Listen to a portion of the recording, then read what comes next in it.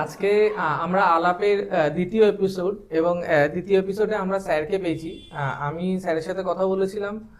প্রথমে স্যারের পরিচয় দিই, অনিশ রঞ্জন রায়, এবং তিনি আমার স্কুলের মাস্টারমশাই, আমাদের স্কুলে বাংলা পড়াতেন, এবং সেই জায়গা থেকে সেই সূত্রে স্যারের সাথে আমার আলাপ। এবং স্যার কিছুদিন আগেই স্যার বাংলায় নিজের পিএইচডি কমপ্লিট করেছেন, এবং সেই পিএইচডির বিষয়বস্তু জীবনানন্দের কবিতা এবং উত্তরাধুনিকতা, কবিতার উত্তরাধুনিকতা খুব সম্ভবত।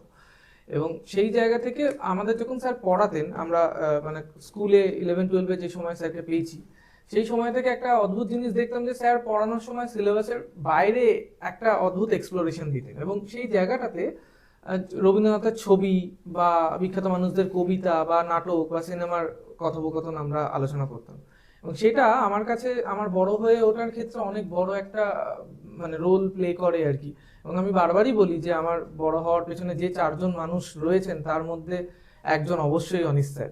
তো আজকে স্যারকে আমরা আমাদের এই আলাপের অনুষ্ঠানে পেয়ে আমরা খুবই আনন্দিত, এবং স্যারের কথা শুনবো বলে আমরা অনেকক্ষণ ধরেই অপেক্ষা করছি সবাই মিলে, এবং ইনফ্যাক্ট স্যার আসার পর থেকে অনেক কথাই হচ্ছে। আমি আর ফার্দার লেট করব না এই জিনিসটাতে। আজকে স্যার আমাদের যে বিষয়টা নিয়ে বলবেন সেটা হচ্ছে ডিকনস্ট্রাকশন।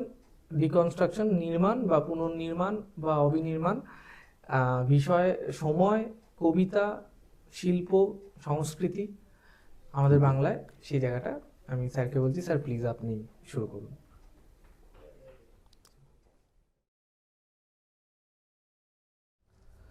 আচ্ছা, অর্পণ শুধু এই আলাপের যে প্রারম্ভিক কথা এবং ইন্ট্রোডাকশন পর্ব বলে গেল।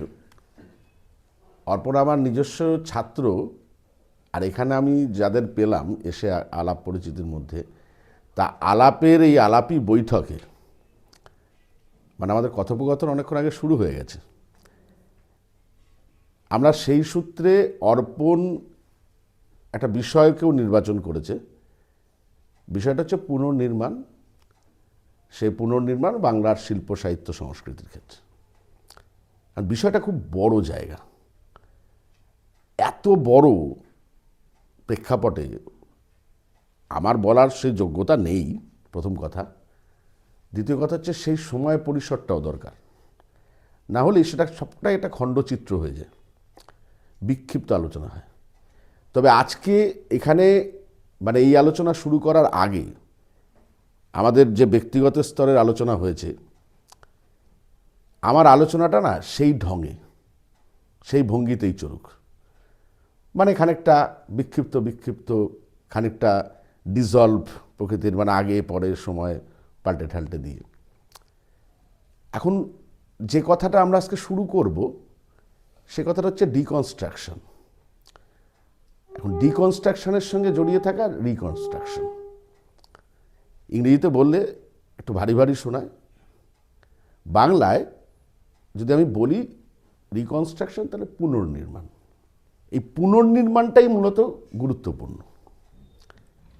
এখন ঠিক কোন সময় পর্ব থেকে আমাদের পুনর্নির্মাণের কাজটা চলেছে? আমরা যদি বঙ্গ সংস্কৃতির একদম প্রাতিষ্ঠানিক কোনো ভিত্তি ধরতে চাই, তাহলে সেটা দেখব 70 দশক, যেখানে দ্বিতীয় বিশ্বযুদ্ধের পরবর্তী সময় আমরা দেখেছি যে ঔপনিবেশিক ব্যবস্থাপনার ভিতর থেকে পোস্ট মডার্নিজম এলো। পোস্ট মডার্নিজম ব্যাপারটার মধ্যে যে ভাবনা, যে অভিক্ষেপ, যে ইউরোপীয় দৃষ্টিভঙ্গি, যে দর্শন কাজ করছিল, আমাদের বাঙালি যে সমস্ত শিল্পী, সংস্কৃতি প্রবণ মানুষ বা রসিক, তারা ব্যাপারটার মধ্যে প্রাণের আরাম খুঁজে পাচ্ছিলেন না। তারা বলতে চাইছিলেন যে পাশ্চাত্য ঔপনিবেশিকতার আর একটা ভয়ঙ্কর বিধ্বংসী ফর্ম হচ্ছে পোস্ট মডার্নিজম। তারা ব্যাপারটাকে বুঝতে পারছিলেন এটার মধ্যে সব কিছু একটা পোস্টিস্ট করে দেওয়ার ব্যাপার, একটা প্রকোষ্ঠের মধ্যে সীমাবদ্ধ করে রাখবার একটা গুরুতর ধনতান্ত্রিক চক্রান্ত। এর মধ্যে সাম্রাজ্যবাদের আর একটা বিষাক্ত ছোবল বোধহয় কাজ করছে।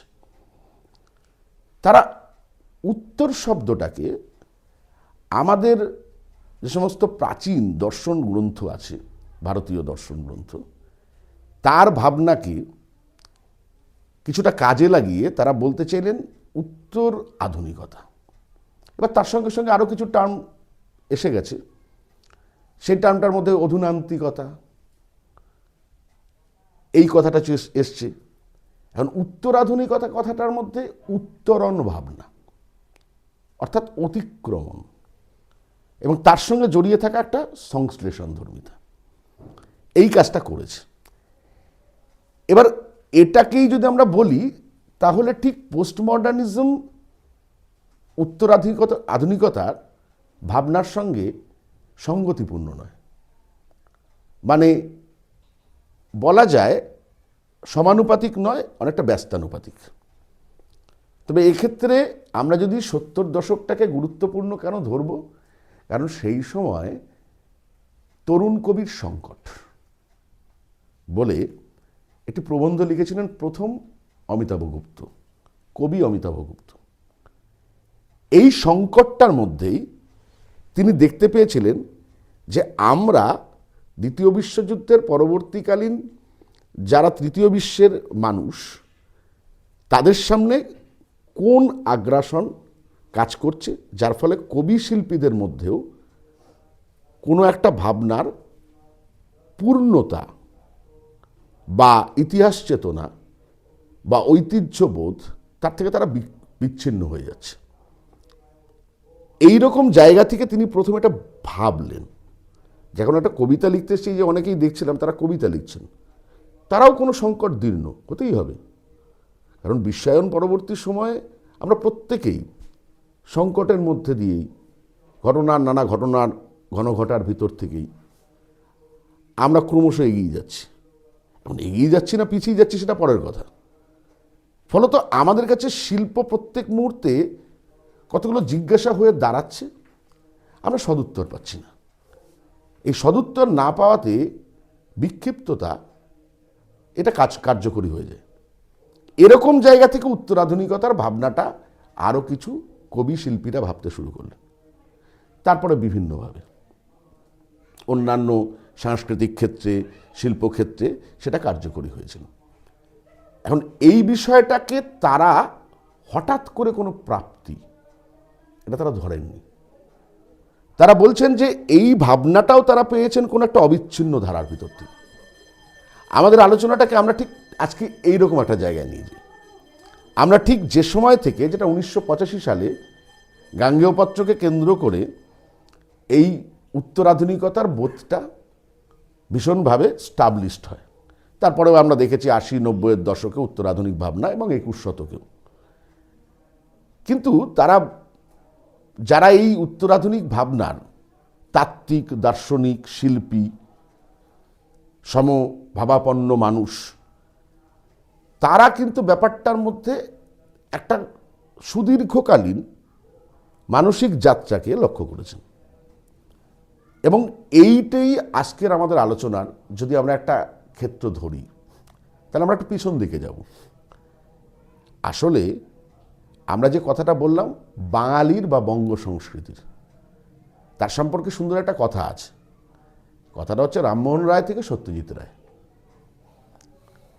এই সময় পর্বটাই বোধহয় আমাদের সব থেকে বড় প্রাপ্তির। এর আগে বা এর পরে এটা নিয়ে অনেক প্রশ্নচিহ্ন থাকতে পারে। আজকে আমরা অনেক রকম দ্বন্দ্বপীড়িত, এগুলো থাকবে।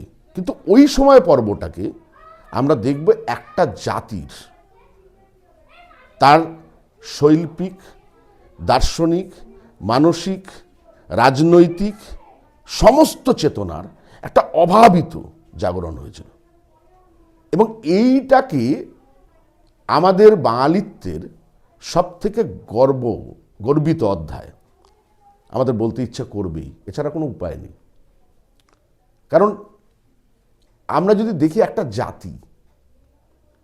জাতি মাত্র এটুকু সময়ের মধ্যে, আমি যদি 150 বছরও ধরি, এটুকু সময়ের মধ্যে সংস্কৃতির বহু দিগন্তকে বিশ্বের বিভিন্ন প্রান্তে প্রতিষ্ঠা করে ফেলেছে। এটা বোধহয় খুব পৃথিবীতে বিরল ঘটনা। যদি আমরা আরেকটু মনোযোগ দিয়ে দেখি যে রবীন্দ্রনাথের জন্ম হচ্ছে 1861 আর মৃত্যু হচ্ছে 1941। আমরা যদি দুটো সময়কে একটু গাণিতিকভাবে হিসাব করি তাহলে দেখব রবীন্দ্রনাথ ঠিক এমন একজন ব্যক্তি যিনি 19 শতকেও দাঁড়িয়ে আছেন এক পা দিয়ে, আর 20 শতকেও দাঁড়িয়ে আছেন, ওপাশে 40 বছর এপাশে 40 বছর, একদম মানে 80 বছর। এই 80 বছরে বাংলার শিল্প, সাহিত্য, সংস্কৃতি, বিজ্ঞান, দর্শন, ইতিহাস চর্চা অভাবিতভাবে তার ঊর্ধ্বমুখী গ্রাফ সে দেখিয়ে ফেলেছে, যেটা ইউরোপ 500 বছর সময় লাগিয়েছে যে ক্ষেত্রগুলোকে অতিক্রম করতে। মাত্র 80 বছরে বাঙালি সেই কাজ সম্পন্ন করেছে। এইটা একটা গুরুত্বপূর্ণ জায়গা। ফলত এই সময়টা যদি আমরা খুব মনোযোগ দিয়ে দেখি তাহলে সম্ভবত এই উত্তরণের অধ্যায়টা ঠিক এরকম সময় থেকেই শুরু হয়েছিল। কারণ আমরা আজকেও যা কিছু প্রাপ্ত হচ্ছি সেটা ওই আলোক প্রাপ্তির ফলে। এখন এই উত্তরণের জায়গাটা আমরা কোন জায়গা থেকে ধরব? আমরা কি শিল্পে, সাহিত্যে, সংস্কৃতিতে, বিজ্ঞানে কোন জায়গাটা থেকে ধরব? আমি বললাম সর্বক্ষেত্র থেকে। এবং রবীন্দ্রনাথ নিজে যেখানে বলেছিলেন যে ভারতবর্ষের প্রথম আধুনিক পুরুষ রামমোহন রায়। আমি রামমোহন রায়কে প্রথমেই আনলাম এই কারণে, রামমোহন রায়কে আমি একটু আপাতত আমার আলোচনার বাইরে রাখছি। কারণ রামমোহন রায় যেটা করেছিলেন তার মধ্যে ঠিক উত্তরণের প্রবণতাটা আমার ভাবনায় অনেকটাই সীমাবদ্ধ। কারণ তিনি প্রায় বিধ্বংসী ছিলেন। তিনি একটা ধর্ম প্রতিষ্ঠা করেছিলেন, যে ধর্মটা ভারতবর্ষের আগে ওইভাবে প্রাতিষ্ঠানিকভাবে বা সামাজিকভাবে তার কোনো ভিত্তি ছিল না। তিনি সেটা করেছিলেন। তিনি তারপর যে জীবন দর্শনের মধ্যে থেকে তার সমস্ত কার্যকলাপ, তার সমস্ত সামাজিক সংস্কারগুলো করেছেন সেটাও অনেকটা বিধ্বংসী।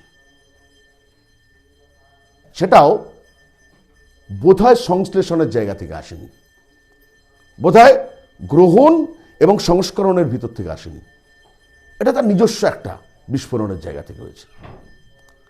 এই কারণে যদি আমরা দেখি তাহলে আমরা বলবো ভারতবর্ষের দুজন মানুষ, ব্যক্তি বলাটা অন্যায়, মহামানব, একজন বুদ্ধ, একজন চৈতন্য।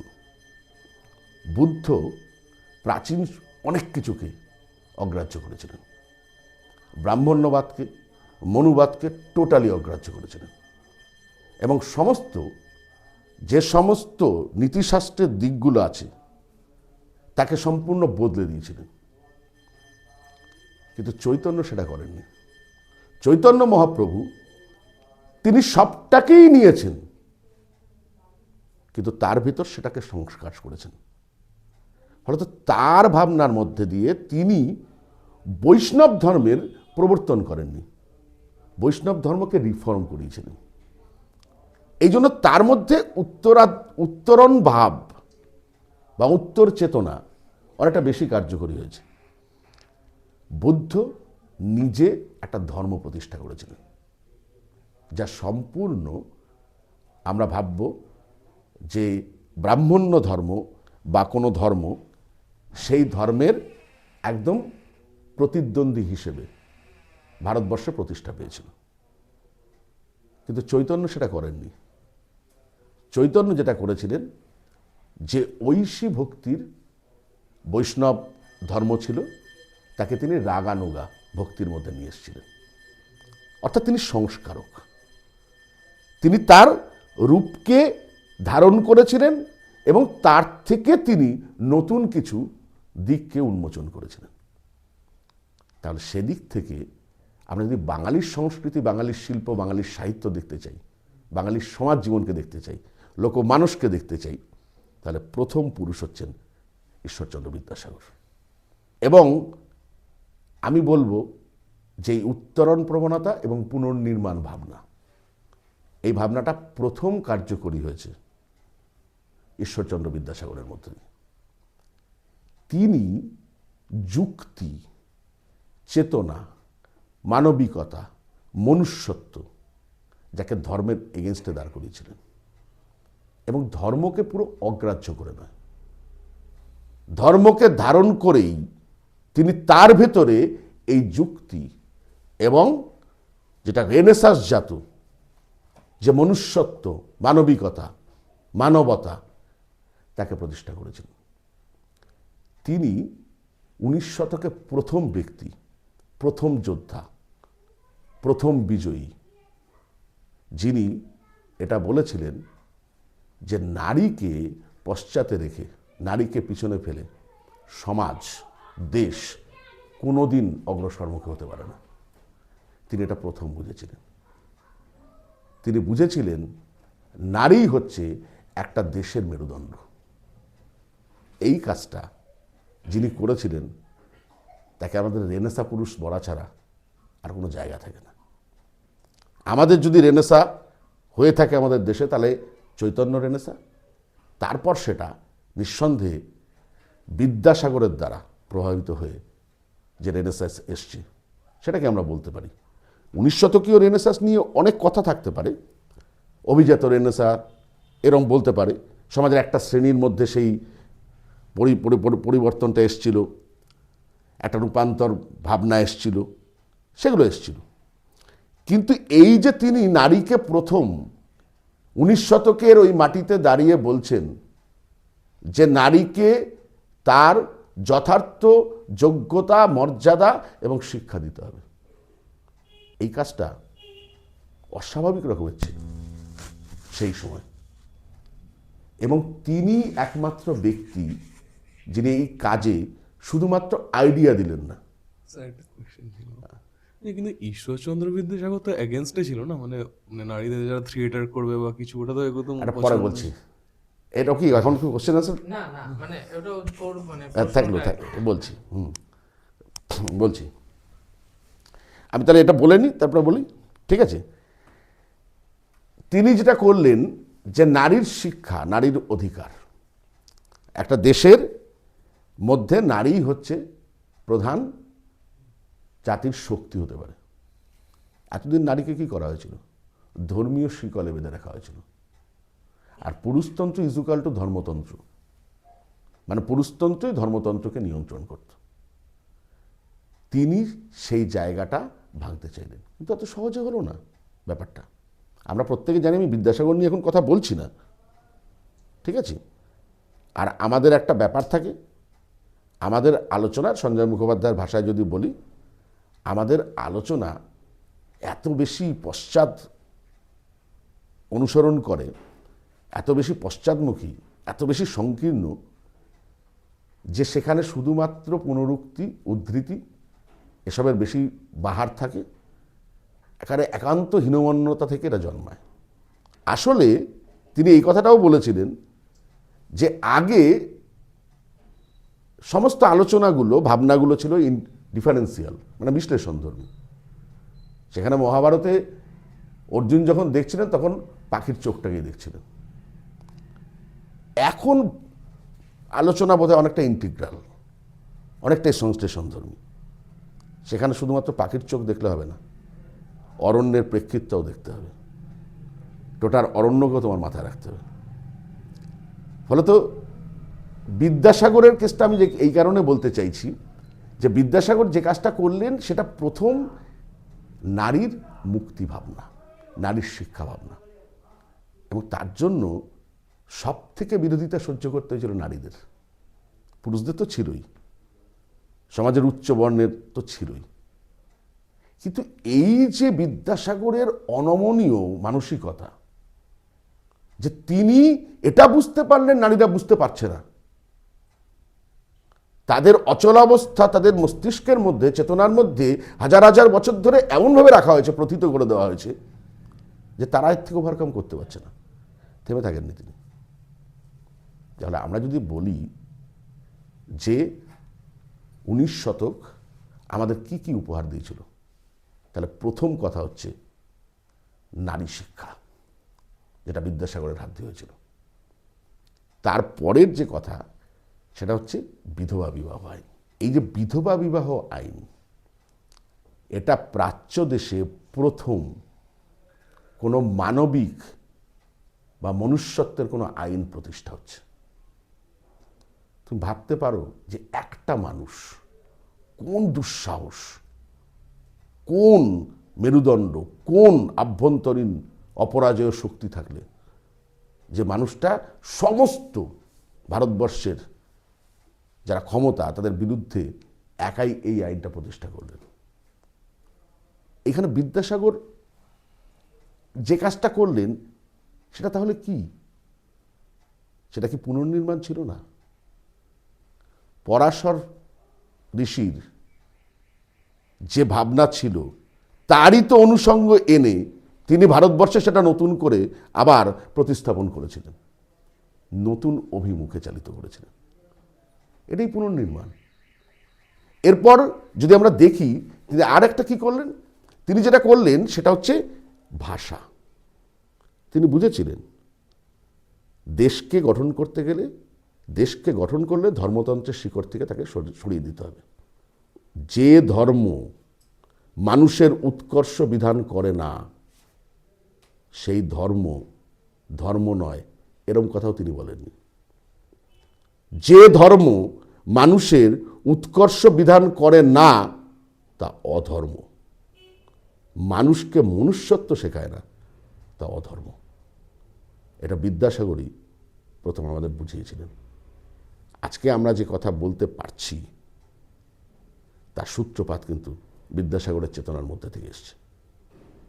তাই ধর্মকেই আমাদের নিয়ন্ত্রক করলেন না, তিনি নিজে সংস্কৃতজ্ঞ পণ্ডিত হয়ে ভারতবর্ষের শিক্ষা ব্যবস্থার মধ্যে, এবং তার জন্য তিনি এখন আক্রান্ত হচ্ছেন বিভিন্নভাবে অনেক রাজনৈতিক ভাবনার মধ্যে দিয়ে। তিনি এটা বুঝেছিলেন যে সংস্কৃত ভাষায় যদি শিক্ষার মাধ্যম করে দেওয়া হয় তাহলে সংস্কৃত ভাষার মধ্যে দিয়ে আবার নীতিশাস্ত্র, মনুবাদ প্রতিষ্ঠা হয়ে যাবে। তিনি তাই ভাষাকে করেছিলেন। এই জন্য তাকে এখন বলা হচ্ছে, বিভিন্নভাবে বলা হচ্ছে, তার সমালোচনা করা হচ্ছে যে তিনি বিদেশি ভাষাকে আমাদের দেশের উপর চাপিয়ে দিয়েছিলেন। আসলে তা চাপাতে চাননি তিনি। যদি সেটা চাপাতে চাইতেন তাহলে নিজে সংস্কৃত ভাষা থেকে এত এত অনুবাদ করে বাংলা ভাষার উৎকর্ষ বিধান করতেন না। তিনি বুঝতে পেরেছিলেন জাতির এখনো ভাষা গঠন হয়নি। তিনি বুঝতে পেরেছিলেন যে একটা জাতি যদি শিক্ষিত হতে চায় তার যে ভাষাবোধ দরকার, তার যে শব্দ ভাণ্ডার দরকার, তার বাক্য গঠনের দৈনন্দিনতার ভেতরে যে জোর, যে শক্তি থাকা দরকার সেটা নেই। তাই আমাদের জ্ঞান, বিজ্ঞান, দর্শন এটা জানতে গেলে এখন পাশ্চাত্য ভাষার উপর নির্ভর করতে হবে। কিন্তু পাশাপাশি তিনি এটা কাজ করে গেছেন, মাতৃভাষাকে সমৃদ্ধ করার কাজ। তিনি যদি চেষ্টা করতেন তাহলে তিনি মহান সাহিত্যিক হতে পারতেন। সেই প্রতিভা, সেই গুণ তার ছিল। কিন্তু সাহিত্য সৃষ্টি করবার জন্য তিনি জীবনপাত করে দেবেন এমন ভাবনা তিনি কখনো ভাবেননি। তিনি আজকে দেশকে গঠন করতে চেয়েছিলেন। তাহলে দেশকে গঠন করতে গেলে মানুষ তৈরি করতে হয়, আর মানুষ তৈরি করতে গেলে দরকার ভাষার জোর। কারণ ভাষাই মানুষকে গড়বে। আর ভাষাকে তাই হতে হবে কি? ভাষাকে হতে হবে বোধ সম্পন্ন, কল্পনা শক্তি যার মধ্যে দিয়ে জাগবে। বিদ্যাসাগর কি দিয়েছিলেন? রবীন্দ্রনাথ বলছেন তার সবথেকে বড় দান বাংলা ভাষা। বাংলা ভাষা বলতে বাংলা গদ্য ভাষা। তিনি শুধু গদ্য ভাষাকে, বাংলা গদ্য ভাষাকে সুন্দর করে সাজিয়ে দিলেন, রূপদান করলেন তা নন, তার ভেতরে তিনি প্রাণের রস সঞ্চারিত করে দিলেন। এই গদ্য ভাষা বিদ্যাসাগর করলেন বলেই 1865-তে আমরা দুর্গেশ নন্দিনী পেয়ে গেলাম, একটা বলিষ্ঠ উপন্যাস আমরা পেয়ে গেলাম। আমরা এই গদ্য ভাষা পেলাম বলেই আমাদের বাংলা ভাষা, বাংলা সংস্কৃতি, বাংলা শিল্প, বাংলার সমস্ত ভাব দর্শনকে আজকে আমরা বিশ্বের দরবারে যে পৌঁছে দিতে পেরেছি, তার পেছনে তার ভূমিকা প্রভূত গুরুত্বপূর্ণ। ফলত তিনি কোনোটাই ত্যাগ করলেন না, সবটাকেই রাখলেন, কিন্তু সবটার ভিতরে প্রশ্ন তুললেন। এটাই হচ্ছে ডিকনস্ট্রাকশন। যা আছে, যা স্থিত, যা প্রতিষ্ঠিত, যা মনে হচ্ছে একেবারে যুগান্ত ধর্মী, একেবারে বেদবাক্য, আপ্তবাক্য, তার ভিতরে ফাটল খোঁজো, ফাটল তৈরি করো, তার ভিতরে প্রশ্ন জাগাও। তার ভেতর থেকে যেখানে যেখানে যেখানে মনে হবে নতুন ভাবনার উদয় হচ্ছে, সেই ভাবনাগুলোকে গুঁজে দাও। আর রিকনস্ট্রাক্ট হচ্ছে এই ভাবনার ভিতর থেকে যে উত্তর, যে প্রতিস্বর, যে নতুন দৃষ্টিভঙ্গি, এটা তৈরি হবে। অর্থাৎ কোনোটাই আসলে শেষ নয়, কোনো সিদ্ধান্তই চূড়ান্ত নয়। প্রত্যেকটা সিদ্ধান্তের পেছনেও আমরা দেখব আরও কোনো ভাবনা লুকিয়ে থাকতে পারে, সেখান থেকে আর একটা নির্মাণ তৈরি হতে পারে। এই নির্মাণ যা হবে তাকেই যখন আবার নতুন করে নির্মাণ করা হবে, সেটাই হচ্ছে পুনর্নির্মাণ। তাহলে মধুসূদন ঠিক এই কারণেই এলেন। এখন মধুসূদন কি করলেন স্যার? হঠাৎ করে এলেন। ভারতবর্ষে যদি বিধ্বংসী প্রতিভার কথা বলতে হয়, তাহলে কয়েকজনের নাম অবশ্যই স্বীকার করতে হয়। আমি আলোচনাকে চেষ্টা করব ওই জায়গায় রাখতে। এই বিধ্বংসী প্রতিভা আমি কি করে বলবো, কাকে বলবো? ভারতবর্ষের ইতিহাসে যদি সব থেকে বিধ্বংসী প্রতিভা বলতে হয়, কেন বিধ্বংসী বলছি? তার কারণ তাদের কোনো পূর্বসূরি নেই, সেই অর্থে উত্তরসূরিও হয় না। তাহলে বাংলা ভাষায়, বাংলা সংস্কৃতিতে বোধহয় ভারতীয় আধুনিক ভাষায় এক এবং একমাত্র মহাকবি মাইকেল মধুসূদন দত্ত। এখন কথা হচ্ছে মাইকেল মধুসূদনের আগমনটাকে একটু আমরা খেয়াল করি।